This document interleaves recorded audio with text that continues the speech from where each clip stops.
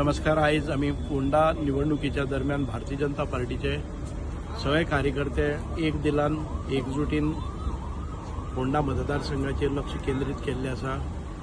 आमचे सगळे सकयलसून वयर म्हणजे आमचे मंत्री आसतले, आमदार आसतले, आमचे जे मंडळ अध्यक्ष आसतले, विविध मतदारसंघातले कॉन्सन्ट्रेट आयज केल्ले आसा ते फोंडा इलेक्शनाचेर। कारण रितेश एक मनमेळावू कॅन्डिडेट आसा आनीक आमचे आदले मंत्री स्वर्गेस्त रविबाब हांचो सुपुत्र जाले कारणान ज्या रवी नाईक हांकां सगळे पार्टीन भितर एक रिस्पेक्ट आशिल्लो आनी आयज ते आमचे मदीं ना।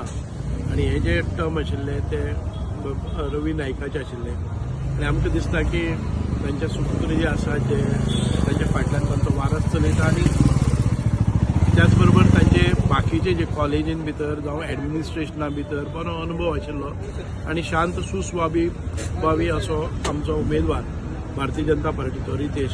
पूर्णपणे आमकां खात्री आसा की आतां ज्या रितीन कॅम्पेन चल्ली आसा आनी ज्या रितीन लोकांचो प्रतिसाद पळयलो जर जायत रितेश बाब आसा ते नक्कीच ह्या हातून भितर ह्या पोलान भितर विजयी जातले आनी आमकां पूर्ण खात्री आसा। आनी भारतीय जनता पार्टीच्या सगळे जरी आमकां विजय निश्चित जालो तरी आसतना आमी खंयच कसूर दवरनासतना प्रत्येक मनशाच्या दारांत वचपाचें, वोटराक आपले जो अजेंडा आसा तो सांगपाचो।